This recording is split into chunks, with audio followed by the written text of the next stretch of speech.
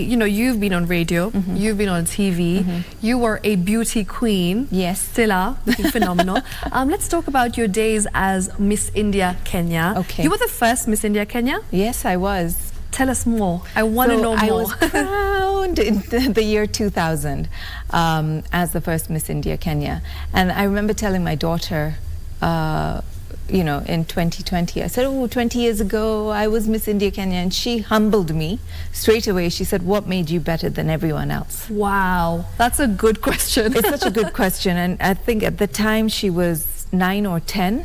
And because I've always taught her not to compete with other women. So I feel also, you know, it was phenomenal at that time. Maybe it has become dated, because why are we pitting women against each other? Why are we comparing women to each other? It was a privilege and an honor to serve my country, to represent my country on an international platform. But, you know, when my daughter asked me that question, I really had to sit and think, what made me better than everyone else?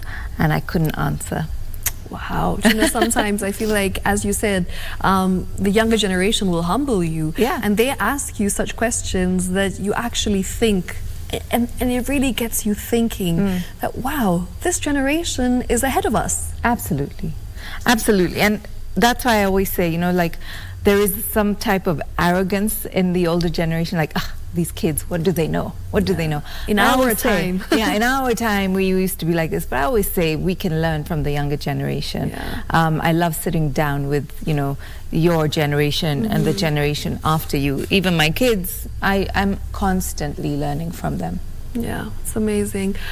Pinky, so, you know, when you started off, you were one of the pioneers in the modeling scene, and you continue to do so on magazines, the runway. You've done countless fashion shows. You still work for some, you know, pretty big fashion designers to date. Yeah. How have you managed to sustain the whole modeling bug for this long, these many years? How have you managed? So again, still be relevant? So this, I don't know.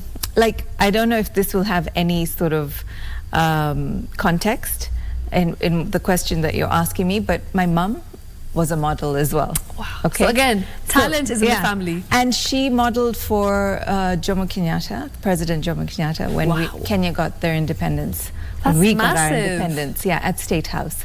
So I remember her telling me these stories, and when I was 16, I took a gap year and I said, I want to be a model. And everybody laughed at me because I was heavier than I am now, and I had a unibrow, and they were like, you will never do this. And I love hearing that. I love hearing you will never. Because it makes you want to do it even more. Do it even more. So I've just managed to sustain it because I do like still working in the modeling arena. So, you know, with social media, you can still do that. You're still able to photograph yourself, use designers and show their, you know, clothes, outfits, accessories, etc. And when they ask me to get on the catwalk for them, it's more than an honor.